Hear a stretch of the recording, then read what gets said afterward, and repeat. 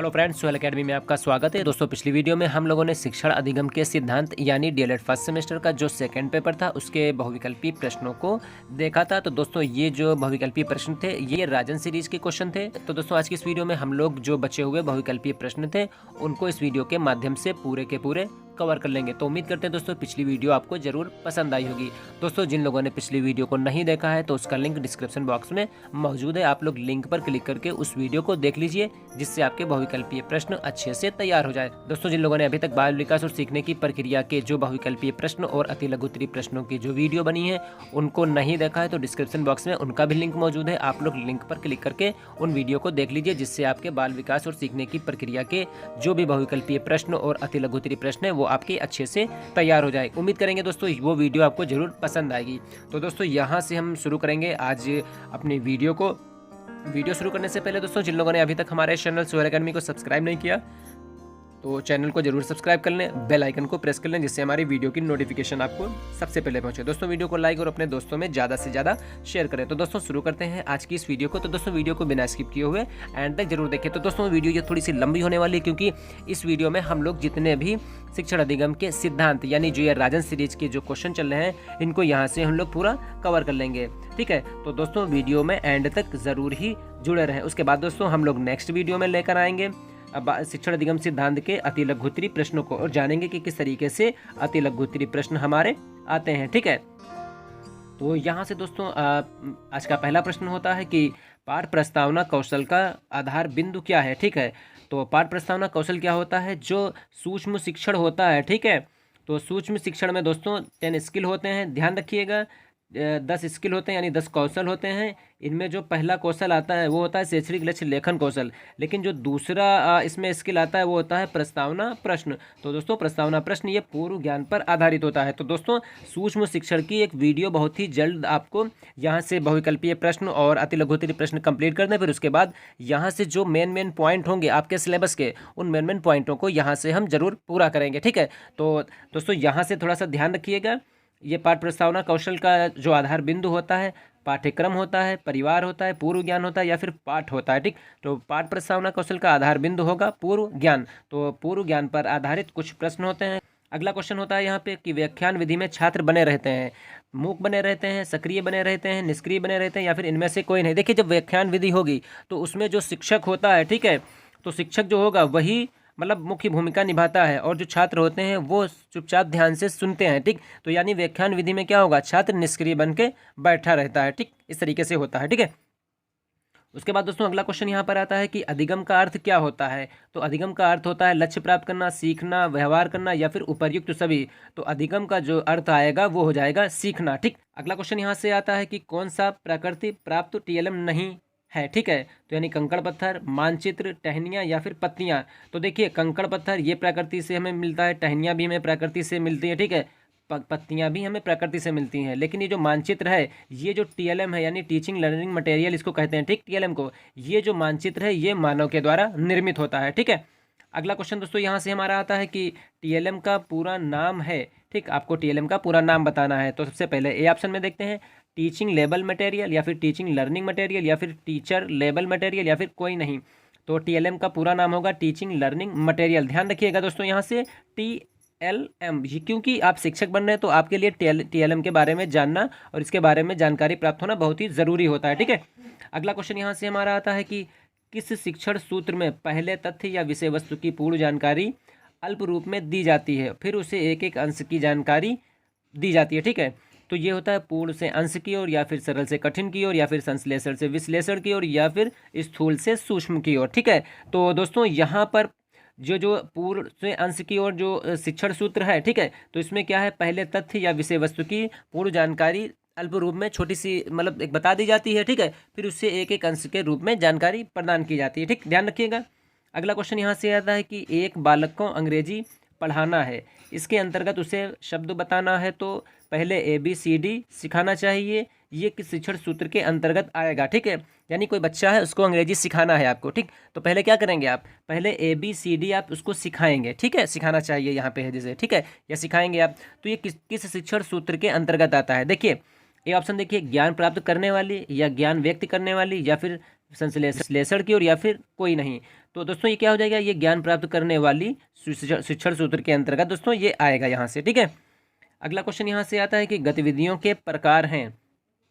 ठीक, तो गतिविधियों के कौन कौन से प्रकार हैं, ज्ञान प्राप्त होने वाली, ज्ञान व्यक्त करने वाली, अनुभव करने वाली, या फिर ये सभी। तो गतिविधियों के जो प्रकार होंगे वो हो जाएंगे ये सभी, ज्ञान प्राप्त होने वाली, ज्ञान व्यक्त करने वाली और अनुभव करने वाली। ठीक है, अगला क्वेश्चन आता है कि उपचारात्मक शिक्षण किस किस विषय वस्तु हेतु आवश्यक है, भाषा और गणित के लिए, बालक, दोनों, या फिर कोई नहीं। तो उपचारात्मक शिक्षण ये भाषा और गणित के लिए ज़रूरी है। ठीक है, अगला क्वेश्चन यहाँ से आता है कि उपचारात्मक शिक्षण किन किन कक्षाओं के लिए उपयोगी होता है, कक्षा 2 व कक्षा 3 के लिए, कक्षा 1 कक्षा 2 के लिए, या फिर आ और बा दोनों के लिए, या फिर कोई नहीं। ठीक, तो उपचारात्मक शिक्षण सूत्र जो होगा, ठीक, या फिर उपचारात्मक शिक्षण ये कक्षा 2 और 3 के लिए उपयोगी होता है। ठीक है, अगला क्वेश्चन यहाँ पर आता है कि डाल्टन पद्धति के जन्मदाता हैं यहाँ पे। ठीक है, तो डाल्टन है या फिर पार्कहर्स्ट है या फिर फ्रॉबेल या फिर इनमें से कोई नहीं। तो डाल्टन पद्धति के जो जन्मदाता हैं वो हैं पार्कहर्स्ट। ठीक है, अगला क्वेश्चन आता है कि बाल केंद्रित शिक्षण का उद्देश्य है स्वयं करके सीखने पर बल देना, अधिगम प्रभावी होना, ठीक, या शारीरिक दंड को हटाना, या फिर ये सभी। तो बाल केंद्रित शिक्षण के जो उद्देश्य हो जाएंगे वो हो जाएंगे ये सभी। इसमें क्या होता है, स्वयं करके सीखने पर बल देना, यानी बालक खुद करके सीखेगा। ठीक है, अगला आएगा अधिगम प्रभावी बनाना, यानी जो सीखने की प्रक्रिया है उसको क्या होता है, बहुत ही प्रभावी बना दी जाती है। ठीक, शारीरिक जो दंड होता है, यानी जो उनको कभी कभी होता है मारना पीटना, है ना, तो ये चीज़ें क्या होती हैं, ये हटा दी जाती हैं इसमें। ठीक, तो बाल केंद्रित शिक्षण का उद्देश्य क्या हो जाएगा, तो हो जाएगा ये सभी यहाँ से। ठीक है, अगला क्वेश्चन आता है कि अधिगम है। ठीक, तो अधिगम क्या है, यहाँ पे सीखने की प्रक्रिया है या सिखाने की प्रक्रिया है, सीखने तथा सिखाने की प्रक्रिया, या फिर कोई नहीं। तो अधिगम क्या है, ये सीखने और सिखाने की प्रक्रिया है यहाँ पे। ठीक है, अगला शिक्षण की त्रिमुखी प्रक्रिया के 3 बिंदु हैं। ठीक है, यानी यहाँ पर शिक्षण क्या बताया जा रहा है, शिक्षण के त्रिमुखी प्रक्रिया है। ठीक, एक द्विमुखी प्रक्रिया होती है, तो यहाँ पर बता रहे हैं शिक्षण की त्रिमुखी प्रक्रिया के 3 बिंदु कौन कौन से होते हैं। तो शिक्षक, शिक्षार्थी और पाठ्यक्रम, या फिर शिक्षक पेन विद्यालय, या फिर शिक्षार्थी श्यामपट्ट पेन, या फिर कोई नहीं। तो देखिए त्रिमुखी प्रक्रिया के 3 बिंदु हो जाएंगे शिक्षक और शिक्षार्थी और पाठ्यक्रम, यानी शिक्षक और शिक्षार्थी के बीच जो एक काम चलेगा, वार्तालाप जो चलेगी, वो पाठ्यक्रम के अंतर्गत चलेगी। ठीक है, और शिक्षण की जो द्विमुखी प्रक्रिया होती है उसमें शिक्षक और शिक्षार्थी का होना ज़रूरी होता है। त्रिमुखी प्रक्रिया में शिक्षक और शिक्षार्थी के अलावा पाठ्यक्रम का होना बहुत ही ज़रूरी हो जाएगा, ध्यान रखिएगा।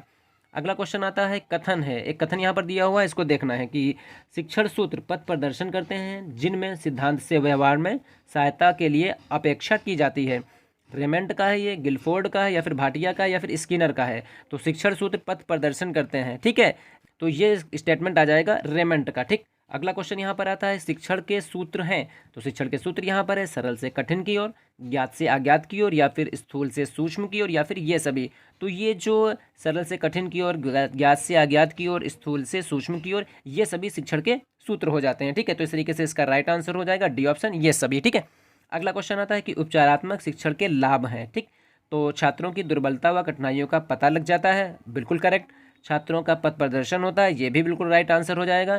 कठिनाइयों का निराकरण होता है। तो दोस्तों इस तरीके से उपचारात्मक शिक्षण में क्या हो जाएगा, ये सभी बातें इसमें शामिल हो जाएंगी। ठीक है, अगला क्वेश्चन यहाँ से आता है कि शिक्षण अधिगम के सिद्धांत हैं। करके सिखाने का सिद्धांत, प्रेरणा का सिद्धांत, रुचि का सिद्धांत, या फिर ये सभी। तो शिक्षण अधिगम के जो सिद्धांत हो जाएंगे वो हो जाएंगे ये सभी। करके सीखने का सिद्धांत भी हो जाएगा, प्रेरणा का सिद्धांत भी हो जाएगा, और रुचि का सिद्धांत भी हो जाएगा इसमें। ठीक है, अगला क्वेश्चन यहाँ से आता है कि शिक्षण परिविधियाँ हैं। ठीक, प्रश्नोत्तर परिविधि, विवरण परिविधि, या फिर वर्णन परिविधि, या फिर ये सभी। तो ये शिक्षण परिविधियाँ ये सभी हो जाएंगी, प्रश्नोत्तर विधि, विवरण परिविधि और वर्णन परिविधि हो जाएगी। ठीक, अगला क्वेश्चन आता है कि शिक्षण की नवीन विधियाँ हैं। बाल केंद्रित शिक्षण या गतिविधि आधारित शिक्षण, आ और बा दोनों, या कोई नहीं। आ और बा दोनों यानी बाल केंद्रित शिक्षण और गतिविधि आधारित शिक्षण। तो शिक्षण की ये नवीन विधियों में बाल केंद्रित शिक्षण और गतिविधि आधारित शिक्षण आ जाएगा। तो ऑप्शन आपका ए और बी दोनों हो जाएंगे। ठीक, पावलाव ने अपना प्रयोग किया था। पावलाव ने अपना प्रयोग किस पे किया था, कुत्ते पर किया था, चूहे पर किया था, भालू पर किया था, या फिर हिरन पर किया था। तो पावलाव ने अपना प्रयोग किया कुत्ते पर। याद रखना दोस्तों, वेरी वेरी इंपॉर्टेंट क्वेश्चन यहाँ से आता है। ठीक है, अगला क्वेश्चन यहाँ से आता है कि यदि एक व्यक्ति दूसरे व्यक्ति को सूचना या जानकारी देता है और दूसरा व्यक्ति उसे समझ लेता है तो वो क्या कहलाता है, संप्रेषण कहलाता है, कल्पना कहलाता है, स्मृति कहलाता है, या फिर ध्यान कहलाता है। तो दोस्तों ये कहलाता है संप्रेषण। ठीक, यानी यहाँ पर क्या हो रहा है, एक व्यक्ति दूसरे व्यक्ति को सूचना या जानकारी दे रहा है और दूसरा व्यक्ति क्या करता है, उसको अच्छे से समझ लेता है, जैसे हम आपको समझा रहे हैं, पढ़ा रहे हैं। ठीक है, तो ये सूचना या जानकारी ही, तो अगर आप इसको अच्छे से ग्रहण कर रहे हैं, ठीक है, यानी समझ रहे हैं, तो क्या हो जाएगा, ये संप्रेषण हो जाएगा, यानी कम्युनिकेशन हो जाएगा। ठीक, अगला क्वेश्चन आता है कि किस शिक्षण सूत्र के माध्यम से वस्तु या संदर्भ की जानकारी सूक्ष्मता की ओर दी जाती है। तो सरल से कठिन की ओर, पूर्ण से अंश की ओर, या फिर संश्लेषण से विश्लेषण की ओर, या फिर स्थूल से सूक्ष्म की ओर। ठीक, तो यहाँ पर दोस्तों वस्तु या संदर्भ की जानकारी सूक्ष्मता से किस में दी जाती है, तो ये होता है स्थूल से सूक्ष्म की ओर। ठीक है, अगला क्वेश्चन यहाँ से आता है कि शिक्षण अधिगम हेतु दिया गया उद्दीपन, मार्गदर्शन, दिशाबोध और प्रोत्साहन है, किसने कहा, बर्टन ने कहा, रायबर्न ने कहा, हर्बर्ट ने कहा, या फिर जॉन डीवी ने कहा। तो दोस्तों ये कहा था बर्टन ने। अगला यहाँ पर एक फिर स्टेटमेंट दिया है कि शिक्षण एक ऐसी प्रक्रिया है जो बच्चों की समस्त शक्तियों को विकसित करने में सहायता देती है। रायबर्न का है, जॉन डीवी का है, हर्बर्ट का, या फिर कोई नहीं, तो ये स्टेटमेंट हो जाएगा रायबर्न का। एक फिर स्टेटमेंट आता है कि शिक्षण कौशल एक विशेष अनुदेशन क्रिया है जिसका प्रयोग अध्यापक अपनी कक्षा में करता है। ये गेज का स्टेटमेंट है, रायबर्न का है, बर्टन का है, या फिर जॉन डीवी का है, तो ये कथन हो जाएगा गेज का। ठीक, यानी इसमें कह रहा है कि शिक्षण कौशल एक विशेष अनुदेशन क्रिया है जिसका प्रयोग अध्यापक अपनी कक्षा में करता है। ठीक है, तो शिक्षण कौशल का ज्ञान होना बहुत ही ज़रूरी हो जाता है। एक स्टेटमेंट और यहाँ से देखिए कि यह से संबंध शिक्षण व्यवहारों का वह स्वरूप होता है जो कथा की विशिष्ट अंतः प्रक्रिया परिस्थितियों की उत्पन्न करता है, जो शैक्षिक उद्देश्य को प्राप्त करने में सहायक होते हैं और छात्रों को सीखने में सुगमता प्रदान करते हैं। ये स्टेटमेंट किसका है, डॉक्टर मैकिन्टायर का है और वाइट का है, या फिर अरस्तु का है, गेज का है, या फिर कोई नहीं, तो ये जो स्टेटमेंट हो जाएगा ये हो जाएगा मैकिन्टायर और वाइट का। ठीक, अगला क्वेश्चन यहाँ पर आता है कि किसका कथन है। एक स्टेटमेंट और देखिए कि शिक्षण अधिगम परिस्थिति को विचारहीनता से विचार पूर्णता तक चलाने वाली संक्रिया है। विंग्स का है, रायबर्न का है, अरस्तु का, या फिर जॉन डीवी का है, तो ये स्टेटमेंट हो जाएगा विंग का।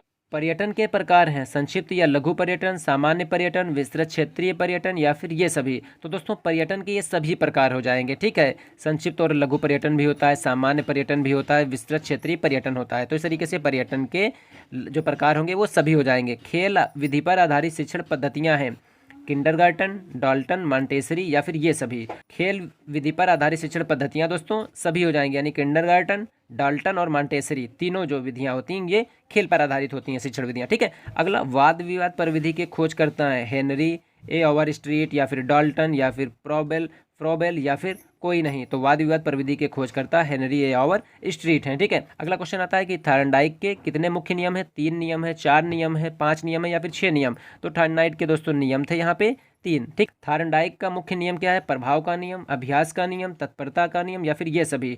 तो मुख्य नियम इनके कौन हो जाएंगे, प्रभाव, अभ्यास और तत्परता का नियम। तो ये दोस्तों वेरी वेरी इंपॉर्टेंट यहाँ से। ठीक है, अगला क्वेश्चन थार्नडाइक का सिद्धांत है, तो प्रयत्न और त्रुटि का सिद्धांत, सूझ का सिद्धांत, या फिर दोनों, या फिर कोई नहीं। तो थार्नडाइक का जो सिद्धांत था वो प्रयत्न और त्रुटि का सिद्धांत था। ठीक है, थार्नडाइक ने अपना प्रयोग किया था बिल्ली पर किया था, कुत्ते पर किया था, शेर पर किया था, या फिर गाय पर किया था। तो थार्नडाइक ने अपना प्रयोग किया था बिल्ली पर, कुत्ते पर किया था पावलाव ने। ठीक है, और शेर पर किसी ने नहीं किया, गाय पर भी किसी ने नहीं किया है। ठीक है, ध्यान रखिएगा। अगला प्रयत्न और त्रुटि का सिद्धांत दिया किसने दिया, कोहलर ने दिया, थार्नडाइक ने दिया, स्किनर ने दिया, फिर या फिर कोई ने नहीं दिया। ठीक है, तो प्रयत्न और त्रुटि का सिद्धांत दिया थार्नडाइक ने। ठीक है, अगला क्वेश्चन आता है यहाँ से गतिविधि कितने प्रकार की होती है। तो यहाँ से आपको बताना है कि गतिविधि 3 प्रकार की होती है, 2 प्रकार की होती है, 4 प्रकार की, या फिर 6 प्रकार की होती है। ठीक, तो गतिविधि होती है 3 प्रकार की। अगला क्वेश्चन आता है कि गतिविधियों के श्रेणीकरण हैं शारीरिक, मानसिक, शारीरिक और मानसिक, या फिर सभी। तो इसमें राइट आंसर हो जाएगा डी, शारीरिक और मानसिक, या फिर सभी हो जाएंगे। ठीक है, तो इस तरीके से ये सी ऑप्शन भी हो सकता है, या फिर शारीरिक और मानसिक दोनों होंगे यहाँ पे। ठीक है, भाषा की दक्षताएं हैं, तो सुनना, बोलना, लिखना, ये सभी। तो दोस्तों भाषा की जो दक्षताएं होंगी वो सभी हो जाएंगी, सुनना, बोलना और लिखना हो जाएगा। ठीक, अगला क्वेश्चन आता है कि सहगामी शिक्षण के उद्देश्य हैं यहाँ पे। ठीक, तो शिक्षण और छात्रों की क्रियाशील करना, अगला छात्रों को शारीरिक और मानसिक रूप से क्रियाशील करना, स्थायी ज्ञान प्रदान करना, या फिर ये सभी। तो सहगामी शिक्षण के जो उद्देश्य हो जाएंगे वो तीनों हो जाएंगे, शिक्षण और छात्रों को क्रियाशील करना, छात्रों को शारीरिक और मानसिक रूप से क्रियाशील करना, स्थायी ज्ञान इनको प्रदान करना। तो इस तरीके से इसका राइट आंसर हो जाएगा डी ऑप्शन। ठीक, अगला क्वेश्चन आता है कि उत्तम टीएलएम की विशेषताएं हैं। फिर यहाँ से टीएलएम आ रहा है टीचिंग लर्निंग मटेरियल। ठीक, तो बिना लागत का होना चाहिए, बिल्कुल सही। कम लागत का होना चाहिए, या फिर बालकों को हानिकारक नहीं होना चाहिए, या फिर ये सभी। तो अच्छे टीएलएम या उत्तम टीएलएम की दोस्तों ये सभी विशेषताएं होती हैं। कम लागत में यानी जो आपका रुपया है बिल्कुल नहीं लगा होना चाहिए, 10-15 रुपये में तैयार हो जाना चाहिए, ठीक है। फिर उसके बाद बालकों को हानिकारक नहीं होना, तो ये बालकों को इससे कोई प्रॉब्लम नहीं होनी चाहिए, ठीक है। अगला क्वेश्चन यहाँ पर आता है, सीखने में सहज संबंध को बताया है। किसने बताया? पावलाव ने बताया, अरस्तू ने बताया, थार्नडाइक ने बताया, या फिर कोहलर ने बताया। तो सहज संबंध को बताया है सीखने में पावलाव ने, ठीक है। अगला, वर्तमान शिक्षा का केंद्र बिंदु है, अध्यापक है, विद्यालय है, प्रशासन है, या फिर बालक है। तो भैया वर्तमान शिक्षा का जो केंद्र बिंदु होगा वो हो जाएगा बालक यहाँ पे, ठीक है ना। अगला क्वेश्चन आता है कि छात्रों से उत्तर निकलवाने में सहायक हैं शिक्षण कौशल, शिक्षण सूत्र, शिक्षण प्रविधियां, या फिर उपर्युक्त सभी। तो छात्रों से उत्तर निकलवाने में सहायक कौन होंगे? शिक्षण कौशल भी हो जाएंगे, शिक्षण सूत्र भी हो जाएंगे, और शिक्षण प्रविधियां भी हो जाएंगी। तो इस तरीके से इसका जो राइट आंसर हो जाएगा वो हो जाएगा उपर्युक्त सभी, ठीक है। अगला क्वेश्चन दोस्तों आता है कि बुनियादी अथवा बेसिक शिक्षा के जनक का नाम, महात्मा गांधी, पंडित जवाहरलाल नेहरू, सरदार पटेल, या फिर विपिन चंद्र पाल। तो बुनियादी अथवा बेसिक शिक्षा के जो जनक थे वो थे महात्मा गांधी, याद रखिएगा दोस्तों, ठीक है। अगला क्वेश्चन यहाँ पर आता है कि शिक्षण सूत्र पथ प्रदर्शन करते हैं जिसमें सिद्धांत से व्यवहार में सहायता के लिए अपेक्षा की जाती है। ये कथन किसका है? टी रेमंड का है, रूसो का है, फ्रॉबेल का है, या फिर कॉल्विन का है? तो ये कथन है टी रेमंड का, ठीक। अगला क्वेश्चन दोस्तों यहाँ से हमारा आता है कि शिक्षा के अधिकार के अंतर्गत निःशुल्क शिक्षा का प्रावधान निम्नांकित हेतु है, यानी किसके लिए है? 6 से 14 वर्ष तक के बच्चों के लिए, या 9 से 12 वर्ष तक के बच्चों के लिए, 13 से 19 वर्ष के बच्चों के लिए, या फिर 18 से 21 वर्ष के बच्चों के लिए। तो शिक्षा के अधिकार के अंतर्गत निःशुल्क शिक्षा का प्रावधान किया गया है 6 से 14 वर्ष तक के जो भी बच्चे हैं, ठीक है, यानी जो भी बालक और बालिकाएं होंगी उन सबको अनिवार्य निःशुल्क शिक्षा देने की जिम्मेदारी सरकार की होती है, ठीक है। अगला क्वेश्चन यहाँ से आता है, किसी देश की आधारशिला होती है, उस देश की प्राथमिक शिक्षा होती है, माध्यमिक शिक्षा होती है, उच्च शिक्षा होती है, या फिर व्यावसायिक शिक्षा होती है। तो किसी देश की जो आधारशिला होगी वो उस देश की प्राथमिक शिक्षा होगी, ठीक है, यानी जो प्राथमिक शिक्षा होती है एक बेस का काम करती है, ठीक है, नींव का काम करती है। अगला क्वेश्चन आता है कि विश्लेषण से संश्लेषण सूत्र का प्रभावी प्रयोग निम्नांकित विषय में किया जाता है, यानी विश्लेषण से संश्लेषण सूत्र जो है इसका प्रयोग, प्रभावी जो प्रयोग होगा किस विषय में किया जाता है? इतिहास विषय में किया जाता है, संगीत में किया जाता है, भूगोल में किया जाता है, या फिर संस्कृत में किया जाता है? तो इसका जो प्रयोग होगा वो इतिहास विषय में किया जाएगा, ठीक। तो दोस्तों यहाँ पर जितने भी शिक्षण सूत्र हैं उन सब की वीडियो और सूक्ष्म शिक्षण की वीडियो दोस्तों, तो यहाँ से जो भी इंपॉर्टेंट टॉपिक इसमें होंगे, ठीक है, इन सब की वीडियो दोस्तों यहाँ से आपके बहुविकल्पीय प्रश्न और अति लघु उत्तरीय प्रश्न करने के बाद मेन पॉइंटों को दोस्तों पूरा शिक्षण अधिगम के जो सिद्धांत हैं इनको यहाँ से करवा देंगे, और बाल विकास का जितना भी मेन पॉइंट है उन सबको दोस्तों करवा देंगे। क्योंकि दोस्तों टीचर आपको बनना है तो इन 2 सब्जेक्ट के बारे में जानकारी होना बहुत ही ज़रूरी होगा, क्योंकि ये भैया बाल मनोविज्ञान पर आधारित होंगे। अगला क्वेश्चन आता है कि व्याख्या उन तथ्यों, नियमों तथा अन्य संबंधों का स्पष्टीकरण है जिनको शिक्षक चाहता है कि श्रोता उसे समझे। ये कथन किसका है? रस्क का है, डम्पिल का है, रूसो का, या फिर विवेकानंद का है? तो ये जो तथ्य होगा ये हो जाएगा रूसो का। क्विज, वाद विवाद और अंत्याक्षरी भी एक रूप होते हैं प्रयोगात्मक प्रविधि के, समूह चर्चा प्रविधि के, कार्यशाला प्रविधि के, या फिर कहानी कथन प्रविधि के। तो क्विज, वाद विवाद और अंताक्षरी जो होगी ये हो जाएगी समूह चर्चा प्रविधि के रूप होते हैं, ठीक है। अगला क्वेश्चन यहाँ पर आता है कि प्रस्तावना कौशल का संबंध छात्रों के पूर्व ज्ञान से, पाठोपरांत निष्कर्ष से, या मौन वाचन से, या फिर इनमें से कोई नहीं? तो प्रस्तावना कौशल का जो संबंध होगा वो छात्रों के पूर्व ज्ञान से संबंधित होगा, ठीक है। वर्णन प्रविधि आधारित है, पूर्ण से अंश की ओर, ज्ञात से अज्ञात की ओर, या फिर आ और बा दोनों, या फिर कोई नहीं? तो वर्णन प्रविधि जो आधारित होगी, या विधि या प्रविधि एक ही होती है, ठीक है, ये पूर्ण से अंश की ओर और ज्ञात से अज्ञात की ओर आधारित होती है, यानी इसका जो राइट आंसर हो जाएगा वो हो जाएगा ए और बी दोनों हो जाएंगे, ठीक है। सीखने में जब समस्या का समाधान अचानक आ जाता है तो यह सिद्धांत कहलाता है, कौन सा सिद्धांत कहलाता है? सूझ का सिद्धांत कहलाता है, प्रयत्न व त्रुटि का सिद्धांत, दोनों, यानी सूझ का सिद्धांत और प्रयास व त्रुटि का सिद्धांत, या फिर कोई नहीं? तो इसका जो राइट आंसर हो जाएगा वो हो जाएगा यहाँ पे, ये होता है सूझ का सिद्धांत यहाँ पे, ठीक है। अगला क्वेश्चन आता है कि सूचना का स्रोत नहीं है, तो जनश्रुति, अफवाह, दंत कथा, या फिर कंप्यूटर का हार्डवेयर? तो सूचना का स्रोत नहीं है, कंप्यूटर का हार्डवेयर नहीं है, ठीक है। बाकी ये जो सूचना के स्रोत हैं, जनश्रुति, दंत कथाएं और अफवाहें होती हैं, ये सूचना के स्रोत होती हैं, ठीक है। कंप्यूटर हार्डवेयर में सिर्फ कंप्यूटर के पार्ट आते हैं, ठीक है। शिक्षण का उद्देश्य नहीं है, ज्ञानात्मक नहीं है, कथात्मक नहीं है, प्रचारात्मक नहीं, या फिर कौशलात्मक नहीं है? तो शिक्षण का उद्देश्य नहीं होगा प्रचारात्मक, ठीक। बाकी ज्ञानात्मक, कथात्मक और कौशलात्मक, ये शिक्षण के उद्देश्य होते हैं। ठीक है, अगला क्वेश्चन आता है सीखने के अंतर्गत अभ्यास का नियम दिया किसने दिया? थॉर्नडाइक ने, कोहलर ने, गुड ने या फिर स्किनर ने? तो सीखने के अंतर्गत अभ्यास का नियम दिया थॉर्नडाइक ने। ठीक, तो राइट आंसर हो जाएगा ए ऑप्शन। ठीक है, अगला क्वेश्चन यहाँ पर आता है कि किंडरगार्टन प्रणाली शिक्षण के किस सिद्धांत पर आधारित होती है? करके सीखने के सिद्धांत पर, क्रियाशीलता के सिद्धांत पर, या रुचि पर, या फिर चयन के सिद्धांत पर? ठीक है, तो किंडरगार्टन प्रणाली शिक्षण की जिस विधि पर काम करेगा वो हो जाएगा रुचि पर। ठीक है ना। अगला, प्रभावशाली संप्रेषण में भागीदारी होती है, किसकी भागीदारी होती है? शिक्षक और शिक्षार्थी की, या फिर प्रधानाचार्य और शिक्षक की, शिक्षक कर्मचारी की, या इनमें से कोई नहीं? तो प्रभावशाली जो संप्रेषण होगा इसमें जो भागीदार होंगे शिक्षक और शिक्षार्थी होते हैं, यानी जो शिक्षा दे रहा है, जो शिक्षा प्राप्त कर रहा है। ठीक है ना। अगला क्वेश्चन यहाँ पर आता है कि शिक्षा को त्रिमुखी प्रक्रिया माना, इसका केंद्र बिंदु संख्या होती है, 4 होती है, 5 होती है, 3 होती है, या फिर 2 होती है? तो शिक्षा को त्रिमुखी प्रक्रिया माना गया, तो इसमें कितने केंद्र बिंदु होते हैं? 3 होते हैं। कौन कौन होता है? सबसे पहले आ जाएंगे शिक्षक आपके, उसके बाद यहाँ पर आ जाएंगे छात्र यानी जो शिक्षार्थी होते हैं, फिर उसके बाद होता है पाठ्यक्रम यहाँ से। ठीक है, तो ध्यान रखिएगा 3 केंद्र बिंदु को, नंबर 1, नंबर 2 और नंबर 3 यहाँ पे। ठीक है, अगला क्वेश्चन आता है कि शिक्षण सूत्र के प्रयोग से शिक्षण प्रक्रिया में निम्नलिखित लाभ होता है। कौन सा लाभ होगा? कि शिक्षण गुणवत्ता में से वृद्धि होती है, सुचारू रूप से शिक्षण होता है, पथ प्रदर्शन में सहायक, या फिर उपर्युक्त सभी? तो देखिए, शिक्षण सूत्र के प्रयोग से शिक्षण प्रक्रिया में लाभ जो होगा वो हो जाएगा शिक्षण गुणवत्ता में वृद्धि होगी, सुचारू रूप से शिक्षण होगा और पथ प्रदर्शन में सहायक होगा। तो इस तरीके से इसका राइट आंसर हो जाएगा डी ऑप्शन। ठीक है, अगला क्वेश्चन यहाँ से आता है बालक प्रश्न पूछने के बजाय प्रश्न पूछे जाने से अधिक सीखते हैं। ठीक है, क्या है? देखिए, बालक प्रश्न पूछने के बजाय प्रश्न पूछे जाने से अधिक सीखते हैं, किसका कथन है? डम्पिल का है, हार्वर्ड का है, रूसो का, या फिर फ्रॉबेल का है? तो ये जो कथन हो जाएगा वो हो जाएगा रूसो का। अगला क्वेश्चन आता है कि शिक्षण का सर्वाधिक महत्वपूर्ण उद्देश्य तो क्या होगा? बालक का स्वास्थ्य ठीक रखना, उपयोगी ज्ञान प्रदान कर सर्वांगीण विकास करना, पर्यावरण की शिक्षा देना, या जनसंख्या शिक्षा देना? तो शिक्षण का सर्वाधिक महत्वपूर्ण उद्देश्य होता है उपयोगी ज्ञान प्रदान कर बालक का सर्वांगीण विकास करना। ठीक, अगला क्वेश्चन आता है कि शिक्षण पुनर्बलन की आवश्यकताओं का क्रम है। ठीक है, ये किसका कथन है? स्किनर का है, रायबर्न का है, क्लार्क का है, या फिर रस्क का है? तो शिक्षण पुनर्बलन की आवश्यकताओं का क्रम है, ये कथन है बीएफ